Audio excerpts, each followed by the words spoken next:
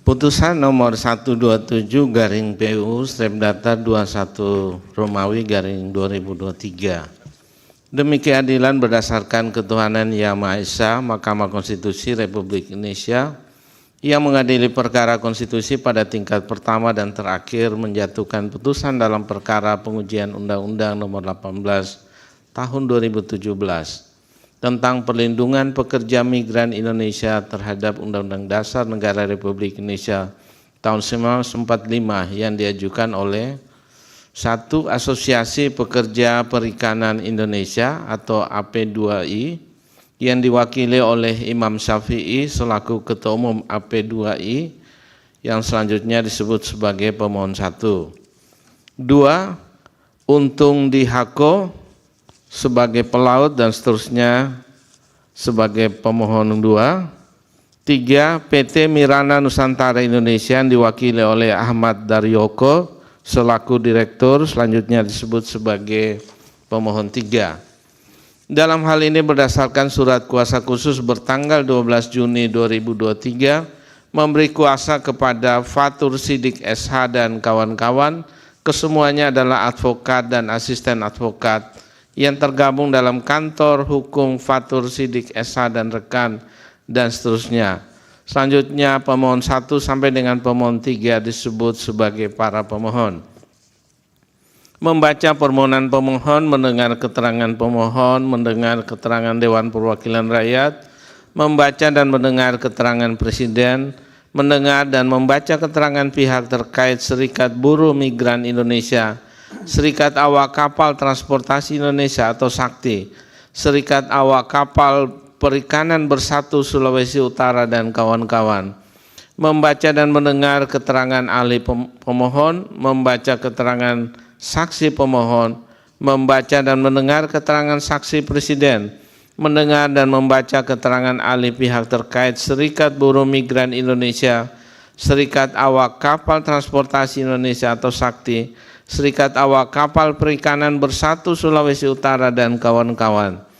Membaca kesimpulan pemohon, Presiden, pihak terkait Serikat Buruh Migran Indonesia, Serikat Awak Kapal Transportasi Indonesia atau SAKTI, Serikat Awak Kapal Perikanan Bersatu Sulawesi Utara dan kawan-kawan. Duduk perkara dan seterusnya dianggap telah diucapkan.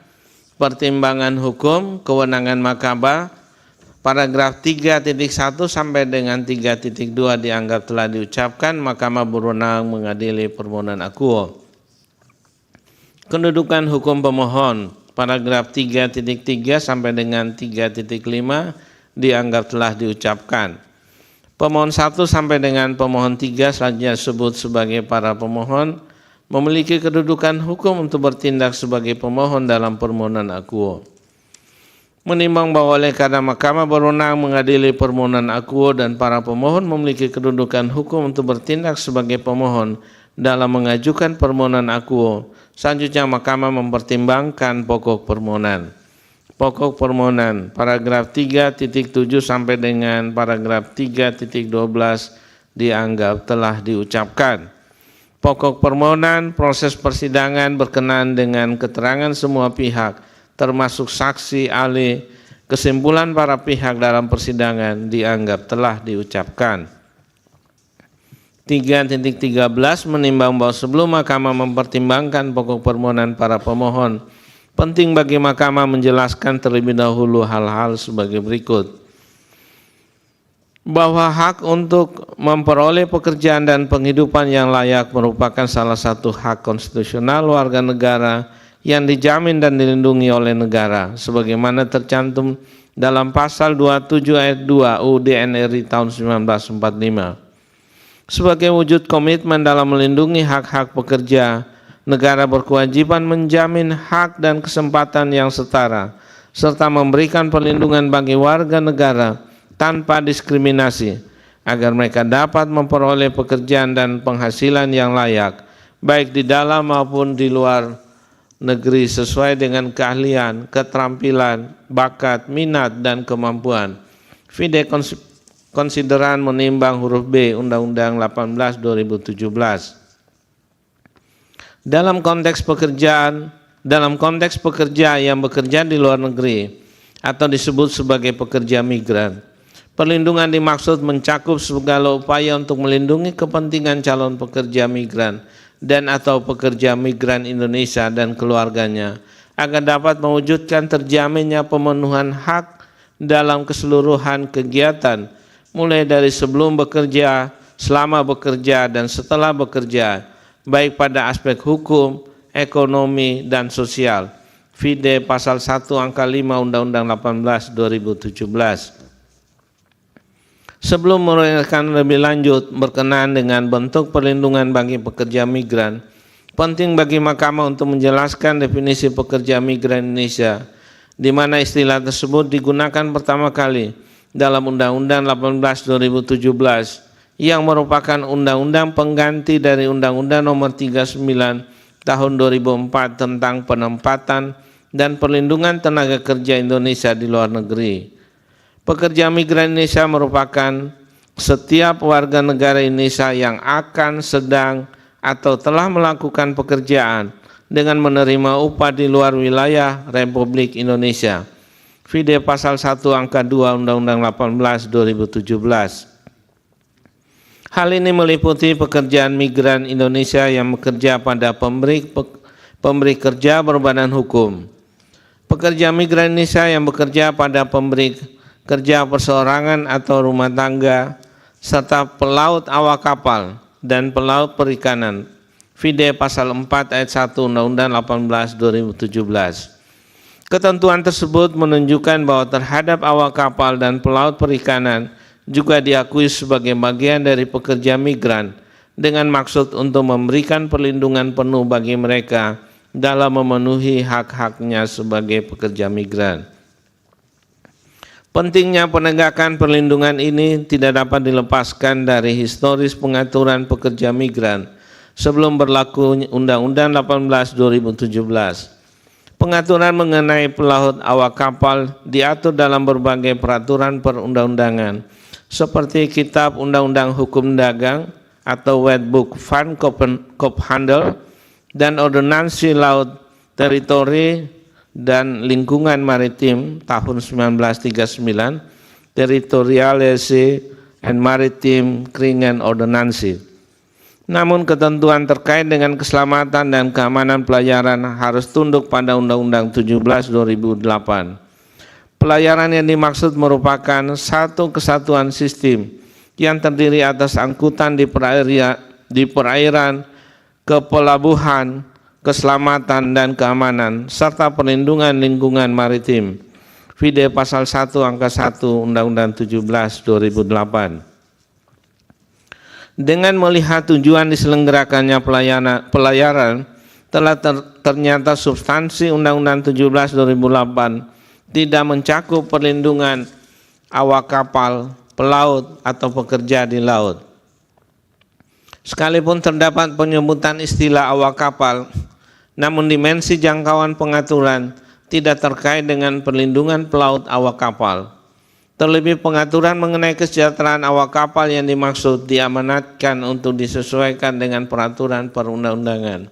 Vide pasal 151 Undang-Undang 17 2008. Amanat ini sejalan pula dengan maksud yang terkandung dalam undang-undang dalam norma pasal 337 Undang-Undang 17 2008 yang pada pokoknya menentukan bahwa terkait dengan ketentuan ketenagakerjaan di bidang pelayaran dilaksanakan sesuai dengan peraturan perundang-undangan di bidang ketenagakerjaan. Artinya pengaturan mengenai pelaut awak kapal dan pelaut perikanan termasuk perlindungannya tunduk pada kaidah yang ditentukan dalam Undang-Undang Ketenagakerjaan. Dalam konteks tersebut di atas, Pasal 34 Undang-Undang 13 2003 tentang Ketenagakerjaan menghendaki adanya undang-undang yang khusus mengatur mengenai penempatan tenaga kerja di luar negeri. Sesuai dengan amanat dimaksud diberlakukan Undang-Undang 18 2017 yang menggantikan Undang-Undang 39 2004. Penggantian undang-undang tersebut dilakukan untuk memberikan perlindungan terhadap pekerja migran Indonesia dari perdagangan manusia. termasuk perbudakan dan kerja paksa, korban kekerasan, kesewenang-wenangan, kejahatan atas harkat dan martabat manusia, serta perlakuan lain yang melanggar hak asasi manusia.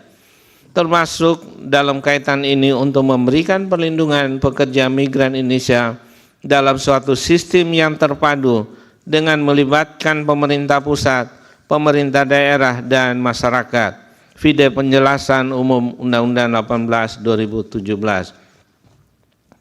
Perlindungan bagi pekerja migran diperlukan karena pekerja migran rentan terhadap berbagai bentuk eksploitasi dan pelanggaran hak asasi manusia, seperti perdagangan manusia yang melibatkan praktek perbudakan dan kerja paksa, serta menjadi korban kekerasan, kesewenang-wenangan, dan kejahatan terhadap harkat dan martabat manusia, serta perlakuan lain yang melanggar hak asasi manusia. Dalam kaitan ini, Badan Nasional Penempatan dan Perlindungan Tenaga Kerja Indonesia atau BNP2 TKI yang kemudian menjadi BP2MI dan saat ini telah menjadi Kementerian Perlindungan Pekerja Migran Indonesia atau BP2MI, yang memiliki peran penting sebagai pelaksana kebijakan dalam pelayanan dan perlindungan pekerja migran Indonesia secara terpadu, telah menerima banyak aduan atau permasalahan yang dihadapi oleh pekerja migran Indonesia. Sebelum diberlakukannya Undang-Undang 18 2017, BNP2 TKI telah menerima dan menangani berbagai aduan yang mencerminkan permasalahan yang dihadapi pekerja migran. Pada tahun 2015, BNP2 TKI menerima dan memproses sebanyak 4.894 pengaduan terkait berbagai masalah yang dihadapi tenaga kerja Indonesia. Pengaduan tersebut mencakup berbagai kategori, mulai dari masalah administrasi hingga kejahatan serius yang mengancam keselamatan. Beberapa pengaduan melibatkan masalah administrasi seperti pemalsuan dokumen 43 kasus, penahanan paspor 39 kasus, overstay 279 kasus, dan pekerjaan tidak sesuai dengan perjanjian kerja 171 kasus. Selain itu ada juga laporan terkait dengan pelanggaran kontrak seperti pemutusan hubungan kerja sebelum kontrak selesai 167 kasus, dan tidak dipulangkan meski kontrak kerja selesai 177 kasus. Masalah finansial juga menjadi perhatian, termasuk gaji yang tidak dibayar 488 kasus, potongan gaji melebihi ketentuan 34 kasus, dan pekerja tidak punya ongkos pulang 132 kasus.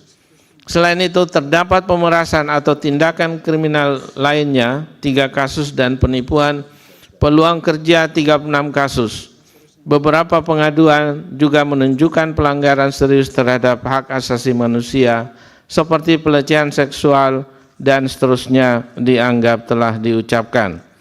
Pengaduan ini mencerminkan berbagai persoalan yang dihadapi TKI, mulai dari persoalan administrasi hingga pelanggaran hak asasi manusia. Kategori pengaduan dengan jumlah tertinggi adalah pemutusan hubungan kerja 705 kasus dan seterusnya dianggap telah diucapkan.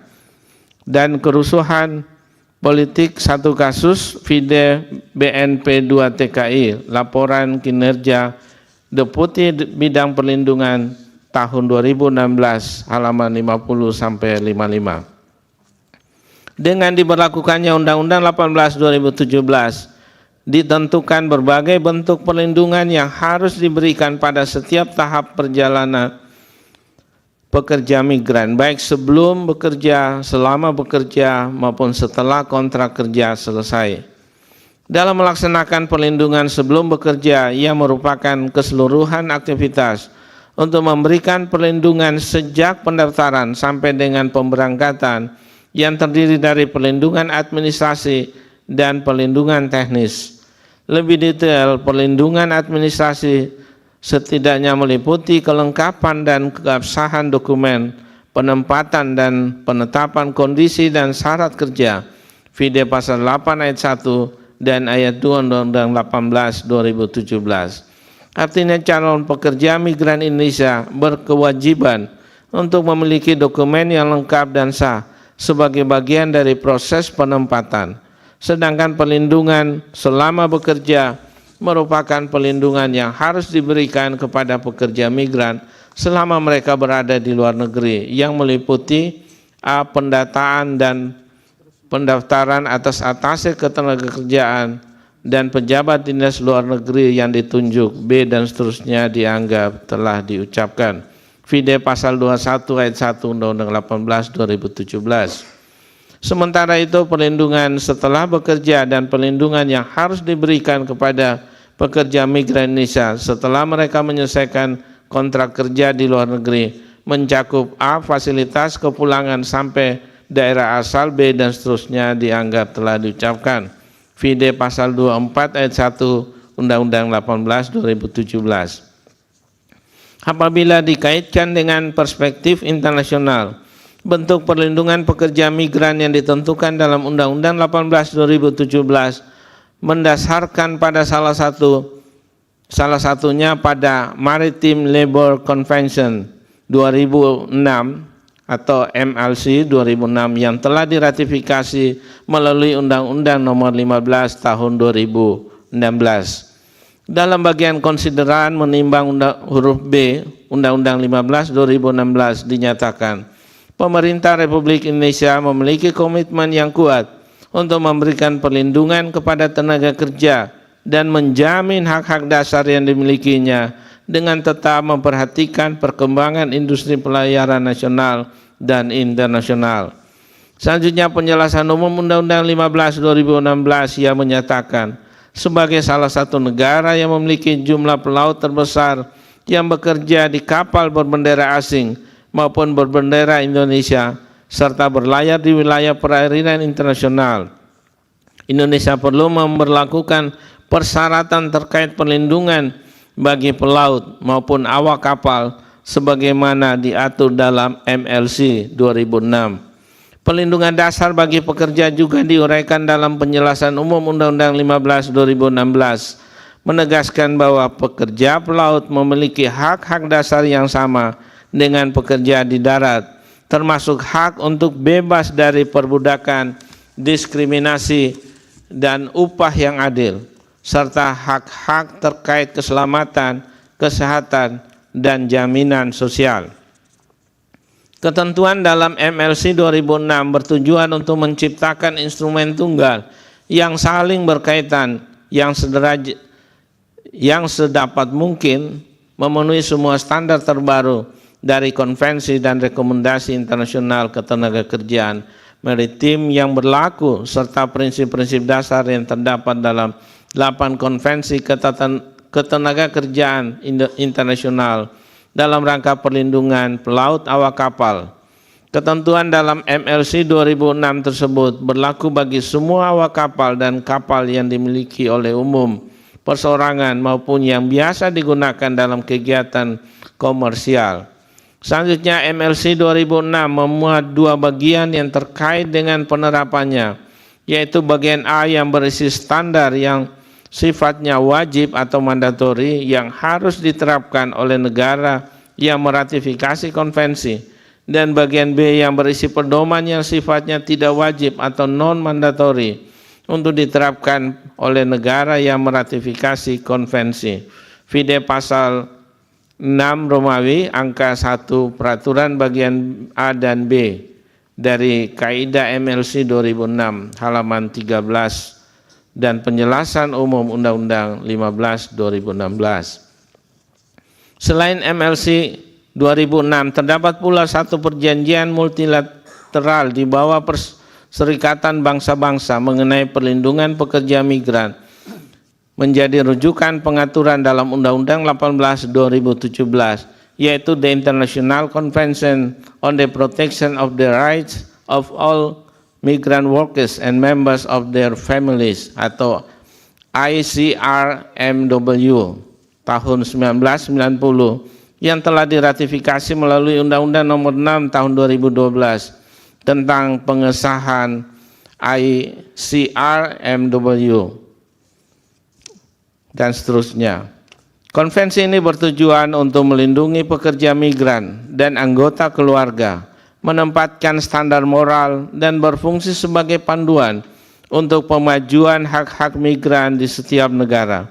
Konvensi ini juga mendorong penghormatan terhadap hak asasi pekerja migran, seperti menjamin kesetaraan perlakuan dan kondisi kerja yang sama. Dengan adanya perlindungan dimaksud seharusnya pekerja migran dapat bekerja secara aman dan bermartabat karena mendapat hak-hak yang layak sesuai dengan standar hukum nasional dan internasional.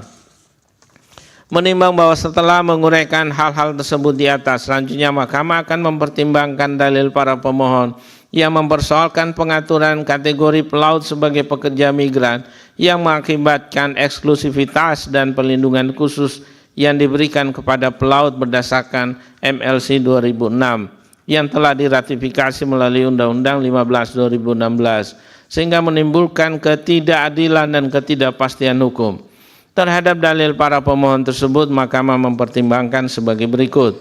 Bahwa sebelum mempertimbangkan dalil para pemohon akuo, penting bagi Mahkamah untuk menjelaskan terlebih dahulu bahwa MLC 2006 yang telah diratifikasi melalui Undang-Undang 15/2016 merupakan konvensi perlindungan hak-hak ketenagakerjaan bagi pelaut dan awak kapal yang dilatar belakangi inisiatif dari International Labour Organization atau ILO yang menyadari bahwa banyak awak kapal migran yang rentan terhadap eksploitasi dan kekerasan, bahwa tindak pidana perdagangan orang. Oleh karena itu, MLC 2006 menjadi landasan penting bagi perlindungan tenaga kerja di sektor pelayanan internasional termasuk Indonesia. Selaras dengan hal itu, dalam konsideran menimbang huruf B Undang-Undang 15/2016 dinyatakan bahwa pemerintah Republik Indonesia memiliki komitmen yang kuat untuk memberikan perlindungan kepada tenaga kerja dan menjamin hak-hak dasar yang dimilikinya dengan tetap memperhatikan perkembangan industri pelayaran nasional dan internasional. Komitmen tersebut diperjelas melalui penjelasan umum Undang-Undang 15/2016 yang menyatakan dianggap telah diucapkan. Mengingat pentingnya perlindungan yang menyeluruh bagi pelaut, awak kapal dan pelaut perikanan yang rentan terhadap eksploitasi dari perlakuan tidak manusiawi, pemerintah Indonesia telah mengambil langkah konkret untuk menindaklanjuti ketentuan yang diatur dalam MLC 2006 dengan merumuskan dan mengimplementasikan ketentuan-ketentuan yang sejalan dengan prinsip-prinsip perlindungan pekerja yang telah diakui secara internasional dalam Undang-Undang 18/2017. Dalam hal ini, Undang-Undang akuo secara khusus mengatur mengenai perlindungan pekerja migran Indonesia, termasuk pelaut dan awak kapal yang bekerja di luar negeri. Hal tersebut tidak hanya memperkuat komitmen negara terhadap pemberlakuan standar internasional, tetapi juga memastikan upaya perlindungan terhadap pelaut dapat dilakukan secara lebih efektif dan sistematis sesuai dengan hak-hak yang telah diakui secara global. Selanjutnya, dalam mempertimbangkan dalil para pemohon akuo, penting bagi Mahkamah untuk menjelaskan terlebih dahulu istilah seafarer yang digunakan dalam MLC 2006 sebagaimana dijelaskan dalam penjelasan umum Undang-Undang 15/2016 yang menyatakan dan seterusnya dianggap diucapkan. Berdasarkan penjelasan di atas, istilah pelaut dan awak kapal dalam MLC 2006 telah terakomodasi dalam pasal 6 ayat 1 huruf C Undang-Undang 18/2017 yang diatur lebih lanjut dalam PP 22/2022. Tanpa Mahkamah bermaksud menilai legalitas PP akuo, hal yang membedakan antara awak kapal niaga migran dan awak kapal perikanan migran adalah awak kapal dimaksud dipekerjakan atau pekerja di atas kapal niaga atau kapal perikanan berbendera asing oleh pemilik atau operator kapal untuk melakukan tugas di atas kapal sesuai dengan jabatan yang tercantum dalam buku sijil. Video pasal 1 angka 22 dan angka 23 PP 22/2022.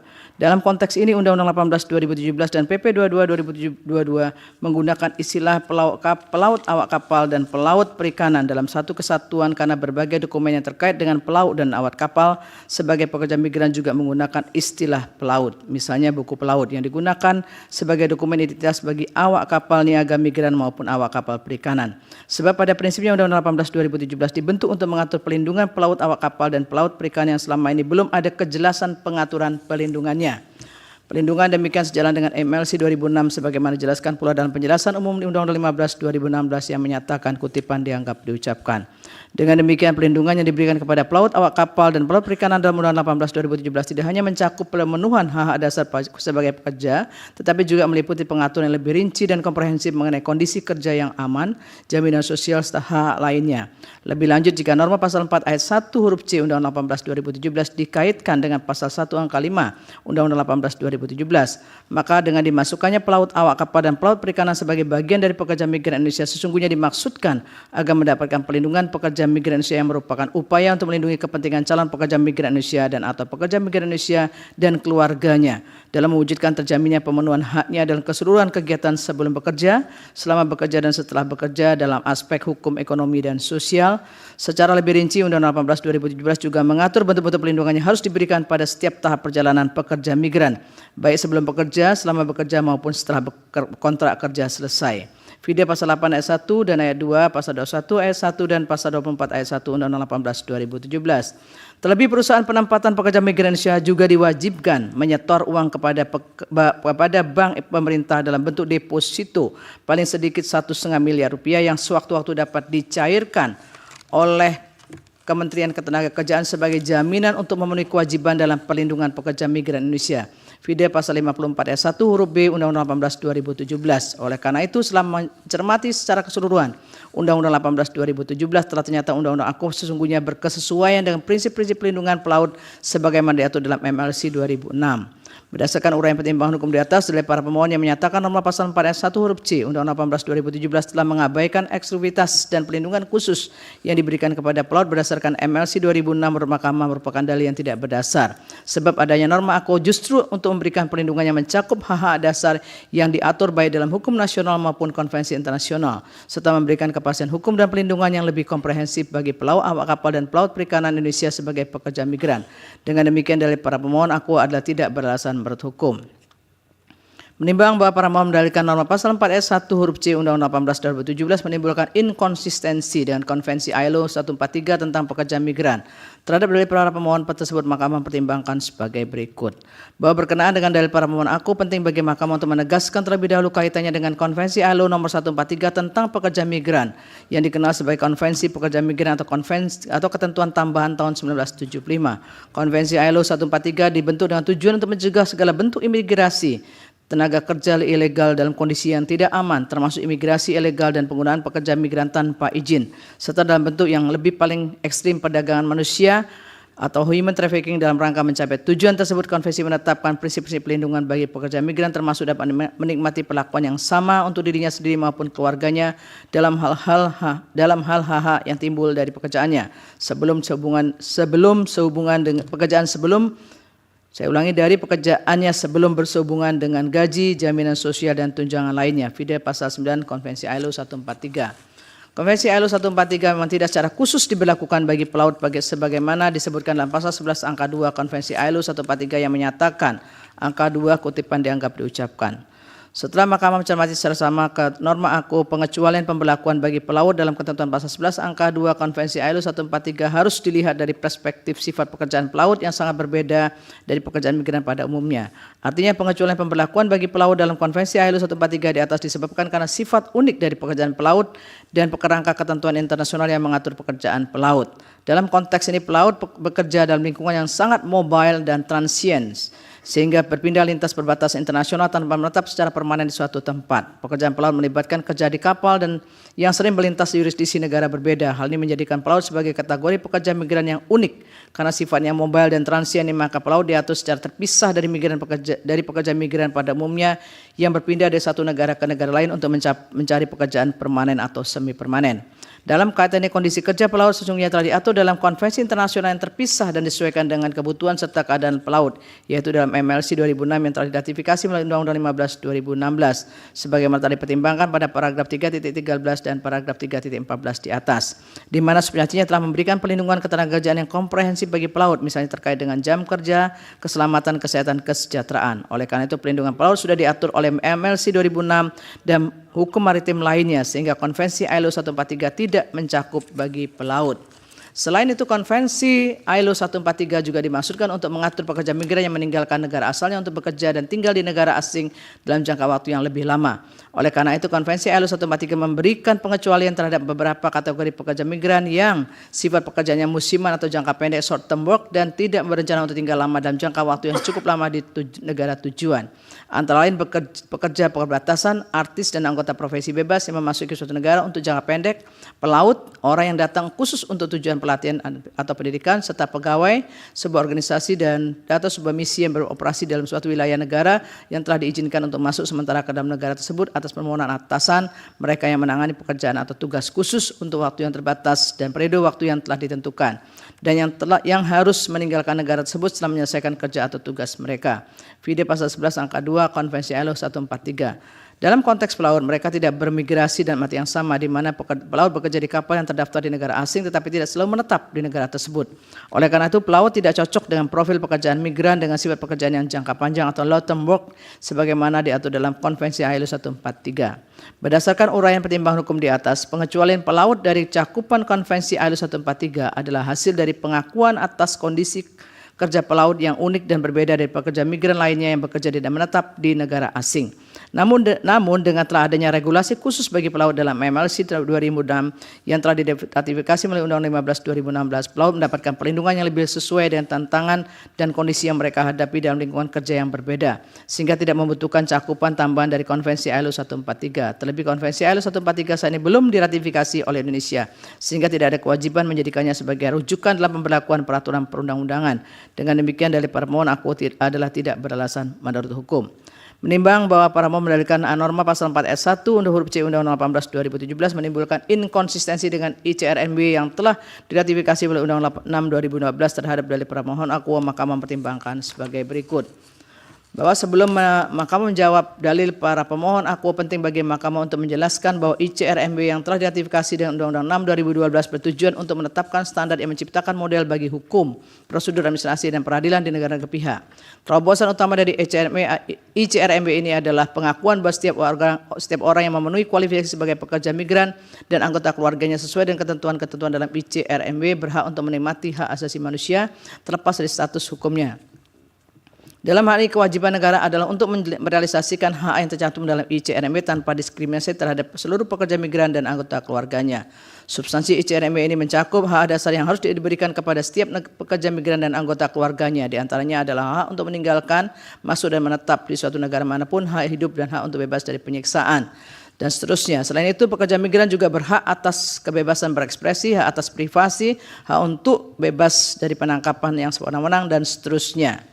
ICRMB juga memberikan hak yang mencakup kebebasan untuk berserikat dan berkumpul, hak atas perawatan kesehatan, akses pendidikan untuk anak pekerja migran, penghormatan terhadap identitas budaya, kebebasan bergerak, hak untuk membentuk perkumpulan serta berpartisipasi dalam urusan pemerintahan di negara asalnya. Selain itu, pekerja migran berhak untuk mentransfer pendapatan yang mereka peroleh. ICRMB ini juga memberikan hak tambahan bagi pekerja migran yang bekerja dalam kategori tertentu seperti pekerja lintas batas, pekerja musiman, pekerja keliling, pekerja proyek, dan pekerja mandiri. Vide penjelasan umum Undang-Undang 6 2012. Oleh karena itu, ratifikasi ICRMB melalui Undang-Undang 2012 menunjukkan kesungguhan negara Indonesia untuk melindungi, menghormati, memajukan, dan memenuhi hak seluruh pekerja migran dan anggota keluarganya yang pada akhirnya diharapkan dapat memenuhi keseluruhan kesejahteraan para pekerja migran dan anggota keluarganya. Dalam kaitan dengan dalil para pemohon yang persoalkan inkonsistensi nomor pasal 4 ayat 1 huruf C Undang-Undang 18 2017 dengan ICRMB yang telah diratifikasi melalui Undang-Undang 6 2012, penting bagi Mahkamah untuk mengutip norma Pasal 2 angka 2 huruf C dan pasal 3 huruf F lampiran Undang-Undang 6 2012 yang menyatakan kutipan dianggap diucapkan. Setelah Mahkamah mencermati secara seksama ketentuan di atas, tidak dapat diartikan bahwa pelaut atau seafarer bukan merupakan bagian pelindungan ICRMB. Definisi yang diberikan pada pasal 2 angka 2 C lampiran Undang-Undang 6 2012 tersebut menunjukkan lingkup perlindungan konvensi secara umum yang menyatakan bahwa pelaut termasuk awak kapal perikanan telah secara jelas dimasukkan sebagai bagian pekerja migran yang berhak mendapatkan perlindungan sesuai dengan ketentuan ICRMB. Selanjutnya nomor pasal 2 angka 2 huruf C menyebutkan dan seterusnya dianggap diucapkan. Namun dalam konteks pasal 3 huruf C, huruf F, lampiran Undang-Undang 16 2012 yang menyatakan konvensi ini tidak berlaku bagi pelaut dan pekerja pada satu instalasi lepas pantai yang belum memperoleh izin tinggal dan melakukan aktivitas yang dibayar di negara tujuan kerja.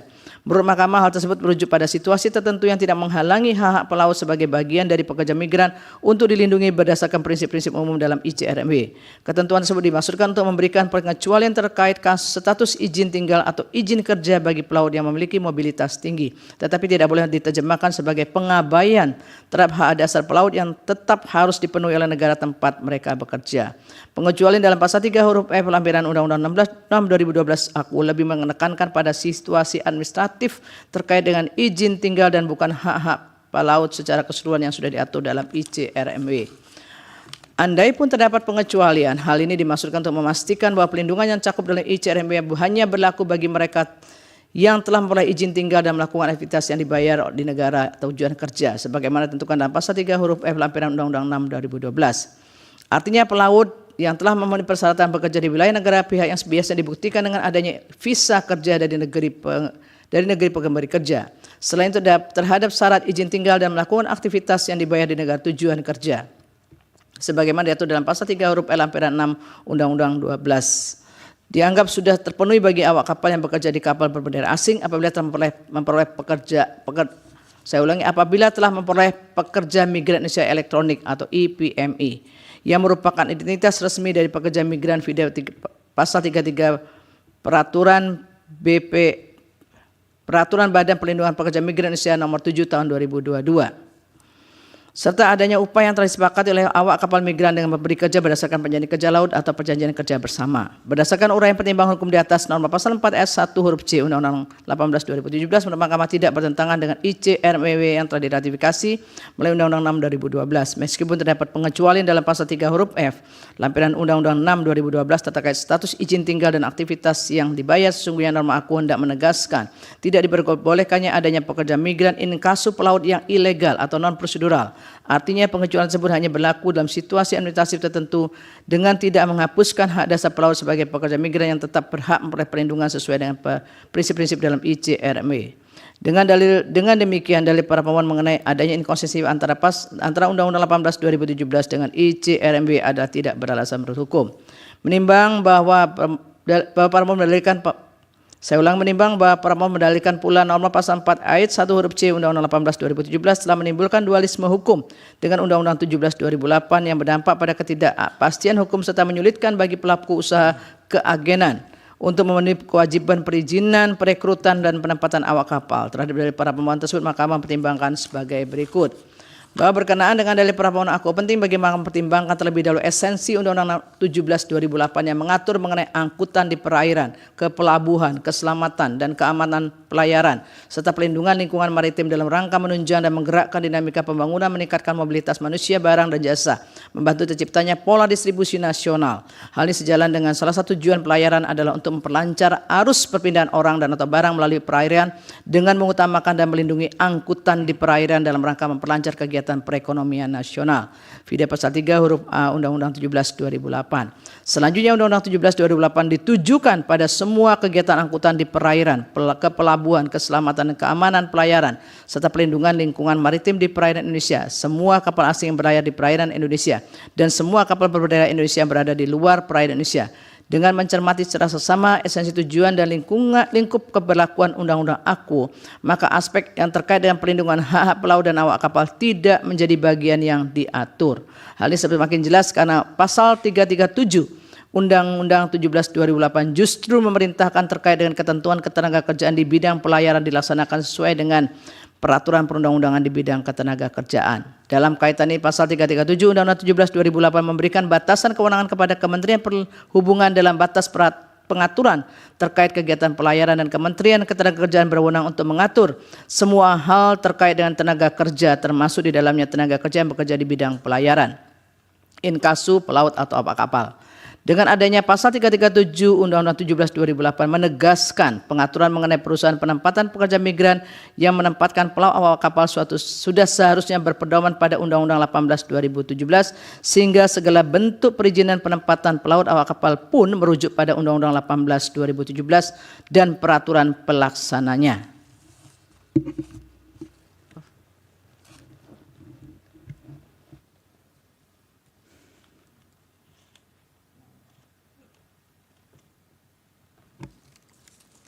Berkenaan dengan dalil para pemohon yang mempersoalkan adanya dualisme hukum akibat berlakunya Undang-Undang 18 tahun 2017 dengan Undang-Undang 17 tahun 2008, khususnya terkait pengaturan perizinan bagi pelaut sebagai pekerja migran dalam kaitan dengan dalil tersebut, setelah Mahkamah membaca secara sama Undang-Undang 18 2017 telah ternyata salah satu alasan perlunya diberlakukan undang-undang yang mengatur perlindungan pekerja migran inkasu pelaut awak kapal disebabkan selama ini telah terjadi ketidakpaduan atau sinergi antara lembaga dalam menangani pekerja migran. Oleh karena itu ditegaskan bahwa perlindungan pekerja migran Indonesia meliputi perlindungan secara kelembagaan yang mengatur tugas dan kewenangan kementerian sebagai regulator atau pembuat kebijakan dengan badan sebagai operator atau pelaksana kebijakan. Hal ini memberikan ketegasan baik tugas dan kewenangan kementerian atau badan, mengingat permasalahan yang ada selama ini adalah karena adanya dualisme kewenangan antara kedua belah pihak tersebut. Tugas perlindungan pekerja migran Indonesia ke depan dilaksanakan oleh badan yang dibentuk oleh Presiden VD Penjelasan Umum Undang-Undang 18 tahun 2017. Artinya selama ini telah disadari oleh pemerintah mengenai persoalan dualisme kewenangan antara Kementerian Ketenagakerjaan dengan Kementerian Perhubungan yang pada akhirnya berakibat tidak terlindunginya pekerja migran secara maksimal sebagaimana amanat Undang-Undang Dasar Negara Republik Indonesia tahun 1945, yakni memberikan jaminan pelindungan bagi setiap warga negara tanpa diskriminasi untuk memperoleh pekerjaan dan penghasilan yang layak, baik di dalam maupun di luar negeri sesuai dengan keahlian, keterampilan, bakat, minat, kemampuan. VD Pasal 27 Ayat 2 Undang-Undang Dasar Negara Republik Indonesia tahun 1945 dan konsideran menimbang huruf B Undang-Undang 18 tahun 2017. Oleh karena itu, badan yang dibentuk oleh Presiden, yaitu Badan Perlindungan Pekerja Migran, diperkuat fungsinya sebagai pelaksana kebijakan dalam pelayanan dan perlindungan pekerja migran Indonesia secara terpadu. Dengan adanya badan ini diharapkan segala hal ehwal terkait dengan perlindungan pekerja migran dapat dilakukan secara terpadu sebagai kewenangan BP2MI sehingga tidak terjadi lagi dualisme sebagaimana dalil para pemohon. Untuk melaksanakan lebih lanjut amanat Undang-Undang 18 2017 telah disusun PP 22 tahun 2022 yang dimaksudkan pula untuk menghilangkan adanya dualisme pengaturan sebagaimana hal tersebut ditegaskan bahwa PP disusun dalam rangka terwujudnya harmonisasi regulasi yang mengatur mengenai penempatan dan perlindungan awak kapal niaga migran dan awak kapal perikanan migran. Selain itu, tujuan dari pengaturan ini yaitu untuk terselenggaranya penyederhanaan layanan perizinan dan integrasi sistem sehingga memberikan perlindungan yang optimal bagi awak kapal niaga migran dan awak kapal perikanan migran.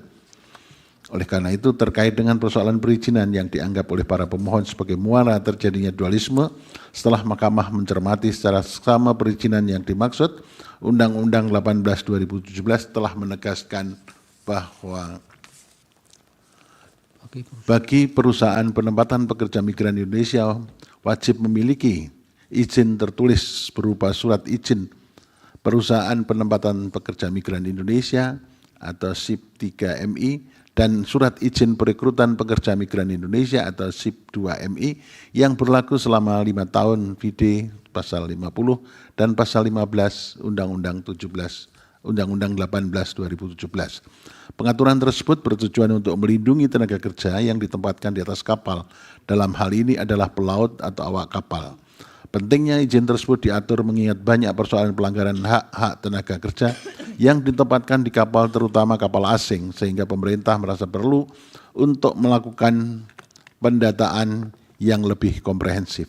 Selanjutnya, untuk memperoleh SIP 3MI perusahaan penempatan pekerja migran Indonesia terlebih dahulu harus memenuhi persyaratan berupa modal yang disetor dan uang jaminan sebagaimana telah diatur dalam pasal 54 ayat 1 Undang-Undang 18 2017. Adanya uang jaminan tersebut bertujuan sebagai bentuk perlindungan bagi pelaut atau awak kapal apabila perusahaan tidak memenuhi kewajibannya.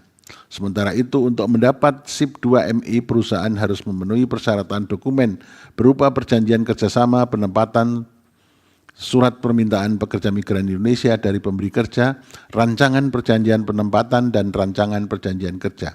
Seluruh dokumen tersebut bertujuan selain sebagai jaminan atau perlindungan bagi awak kapal juga sebagai instrumen pengawasan bagi pemerintah agar hak-hak pelaut awak kapal yang ditempatkan di perusahaan di kapal pemberi kerja terlindungi. Sementara itu, adanya dualisme yang dimaksud oleh para pemohon dikarenakan sebelum berlakunya Undang-Undang 18 2017 terhadap mining agency diberlakukan surat izin usaha perekrutan dan penempatan awak kapal atau SIUPAK yang didasarkan pada Peraturan Menteri Perhubungan Nomor 84 Tahun 2013 tentang perekrutan dan penempatan awak kapal, di mana dengan mengantongi SIUPAK, mining agency dapat melaksanakan penempatan awak kapal niaga migran atau awak kapal perikanan migran tanpa adanya kewajiban untuk memasukkan modal di store dan uang jaminan sebagaimana yang telah diatur dalam pasal 54 ayat 1 Undang-Undang 18 2017. Terkait dengan keberlakuan SIUPAK tanpa mahkamah bermaksud menilai legalitas PP 22 tahun 2022, ketentuan pasal 43 dan pasal 45 PP 22 tahun 2002 telah menentukan SIUPAK yang sebelumnya diharuskan dimiliki oleh perusahaan penempatan awak kapal dialihkan menjadi SIP 3MI, sehingga perusahaan perekrutan dan penempatan awak kapal yang telah memiliki SIUPAK wajib melakukan penyesuaian dengan SIP 3MI. Artinya secara jelas telah ditentukan peralihan tersebut sehingga tidak terdapat dualisme perizinan sebagaimana didalilkan oleh para pemohon aku. Dengan demikian, dalil para pemohon aku adalah tidak beralasan menurut hukum. Menimbang bahwa para pemohon mendalilkan norma pasal 4 ayat 1 huruf C Undang-Undang 18 2017 menghambat para pelaut untuk segera bekerja karena terdapat kewajiban tambahan bagi pelaut dalam proses keberangkatan yang dianggap rumit dan tidak lazim sehingga tidak sejalan dengan hak atas kepastian hukum yang adil terhadap dalil para pemohon tersebut, Mahkamah mempertimbangkan sebagai berikut. Bahwa persoalan yang didalilkan oleh para pemohon aku pada pokoknya terkait dengan adanya persyaratan yang wajib dipenuhi oleh setiap pekerja migran inkasu pelaut awak kapal untuk dapat segera bekerja, terutama untuk pelaut perseorangan. Dalam kaitan ini dimungkinkan seorang pekerja migran yang ingin bekerja di luar negeri pada pemberi kerja, namun risiko yang dialami oleh pekerja migran perseorangan tersebut menjadi tanggung jawab sendiri. VD pasal 63 Undang-Undang 18 tahun 2017. Dalam konteks persoalan di atas, tanpa mahkamah bermaksud menilai legalitas PP 22 tahun 2022, PP aku telah menentukan lebih lanjut bahwa awak kapal niaga migran dan awak kapal perikanan migran dapat bekerja secara perseorangan. Namun untuk awak kapal perikanan migran yang bekerja secara perseorangan dilarang bekerja pada pemberi kerja atau prinsipal perorangan. VD pasal 3 ayat 3 PP 22 tahun 2022. Di mana terkait dengan hal ini tidak ada penjelasan lebih lanjut. Dalam batas penalaran yang wajar, adanya larangan tersebut dimaksudkan untuk melindungi awak kapal perikanan atas risiko pekerjaan yang dihadapi jika bekerja pada pemberi kerja atau prinsipal perseorangan.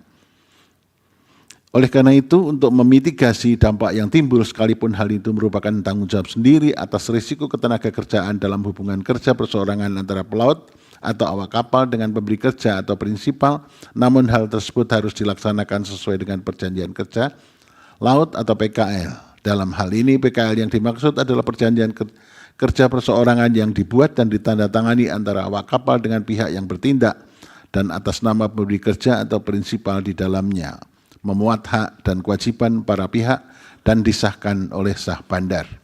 Selain itu, sekalipun pelaut merupakan pekerja migran perseorangan, tetap harus memenuhi persyaratan yang ditentukan dalam peraturan perundangan. Persyaratan tersebut pun sudah merujuk pada MLC 2006 yang khususnya kaidah bagian A yang bersifat mandatori serta IC RMW, misalnya terkait dengan usia tidak boleh di bawah usia 18 tahun.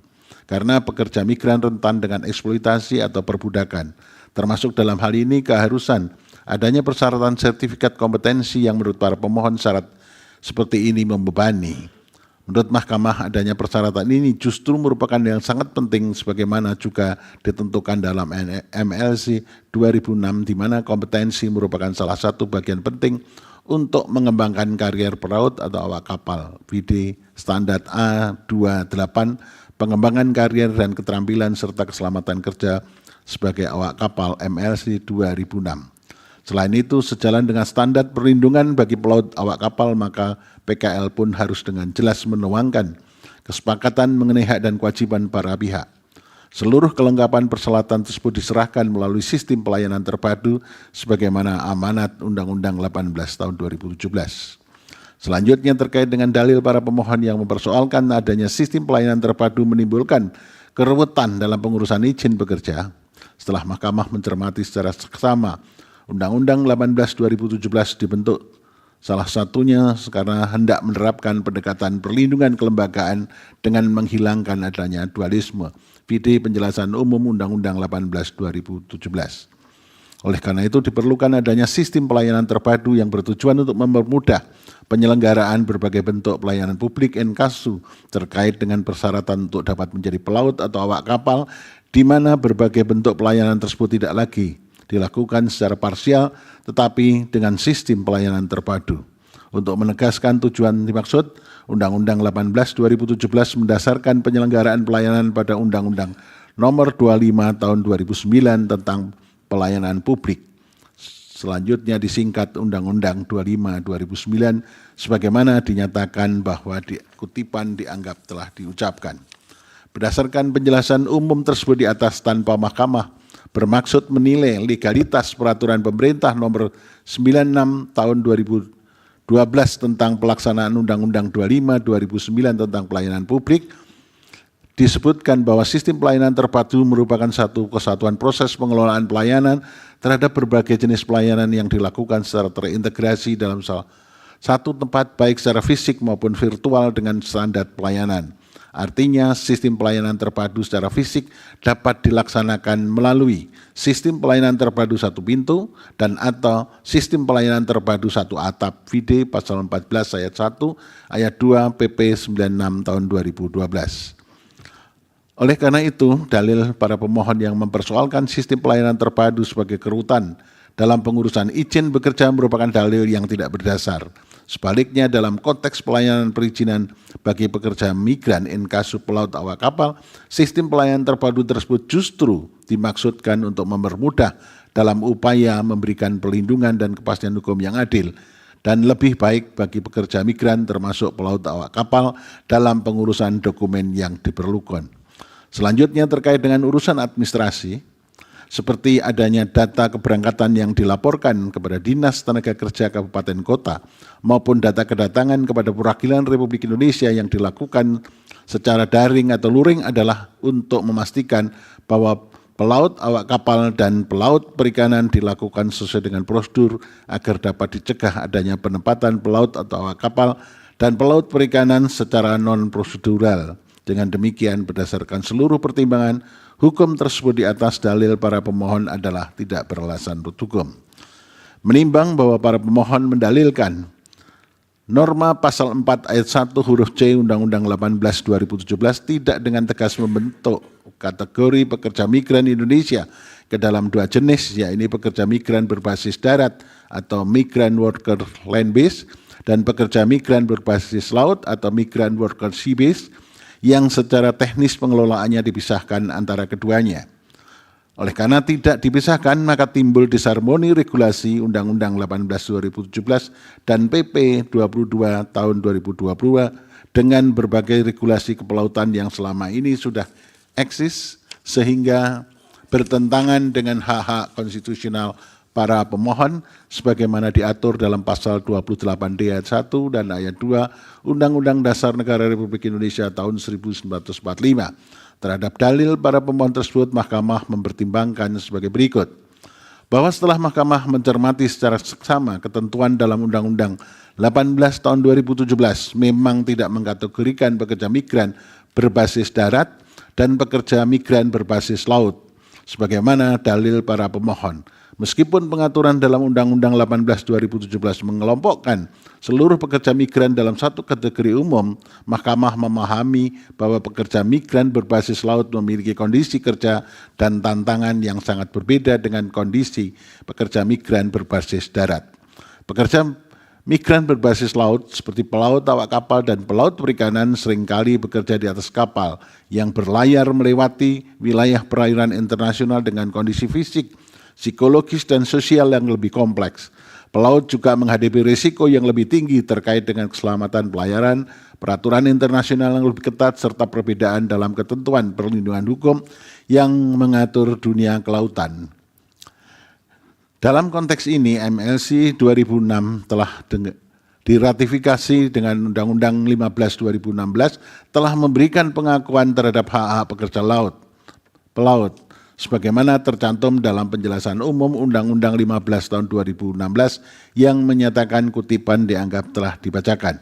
Namun dalam prakteknya, meskipun MLC 2006 telah diratifikasi melalui Undang-Undang 15 2016 telah memberikan pengakuan terhadap hak-hak pekerja pelaut, tantangan yang dihadapi oleh pekerja migran laut seringkali jauh lebih berat.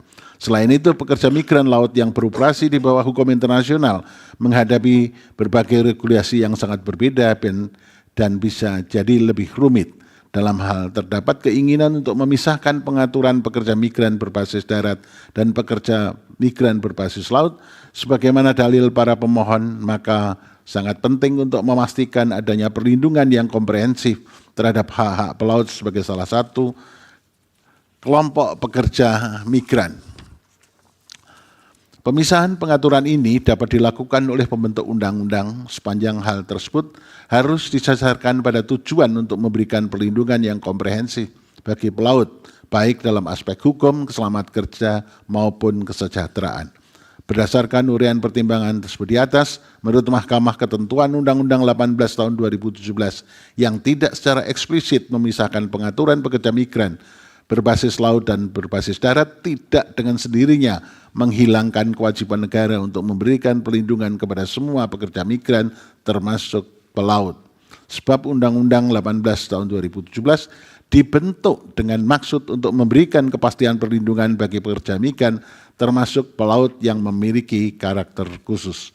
Dengan demikian, dalil para pemohon mengenai norma Pasal 4 ayat 1 huruf C Undang-Undang 18 2017 yang tidak mengatur kategori pekerja migran Indonesia ke dalam dua jenis, yaitu pekerja migran berbasis darat dan laut, adalah tidak beralasan menurut hukum. Menimbang bahwa berdasarkan seluruh uraian pertimbangan hukum di atas telah ternyata ketentuan pasal 4 ayat 1 huruf C Undang-Undang 18 tahun 2017 telah memberikan perlindungan dan jaminan kepastian hukum yang adil sehingga tidak bertentangan dengan pasal 28D ayat 1 Undang-Undang Dasar Negara Republik Indonesia tahun 1945 bukan sebagaimana yang didalilkan oleh para pemohon. Dengan demikian, Mahkamah berpendapat dalil-dalil para pemohon adalah tidak beralasan menurut hukum untuk seluruhnya, menimbang bahwa terhadap hal-hal lain dan selebihnya tidak dipertimbangkan lebih lanjut karena dinilai tidak ada relevansinya. Konklusi, Berdasarkan penilaian atas fakta dan hukum sebagaimana diuraikan di atas, Mahkamah berkesimpulan 1, 2, 3 dianggap telah diucapkan. Berdasarkan Undang-Undang Dasar Negara Republik Indonesia dan Undang-Undang 24 tahun 2003 tentang Mahkamah Konstitusi dan seterusnya dianggap telah diucapkan. Amar putusan mengadili menolak permohonan para pemohon untuk seluruhnya. Demikian diputus dalam rapat permusyawaratan hakim oleh 9 hakim konstitusi, yaitu nama-nama hakim dianggap sudah diucapkan. Pada hari Selasa tanggal 19 bulan November tahun 2024, yang diucapkan dalam sidang pleno Mahkamah Konstitusi terbuka untuk umum pada hari Jumat tanggal 29 bulan November tahun 2024, selesai diucapkan pukul 11:11 waktu Indonesia Barat oleh 9 hakim konstitusi tersebut di atas, dengan dibantu oleh Dian Husnul Khotimah sebagai panitia pengganti, serta dihadiri oleh para pemohon dan atau kuasanya, Dewan Perwakilan Rakyat atau yang mewakili, Presiden atau yang mewakili, dan pihak terkait atau yang mewakili. Terakhir, putusan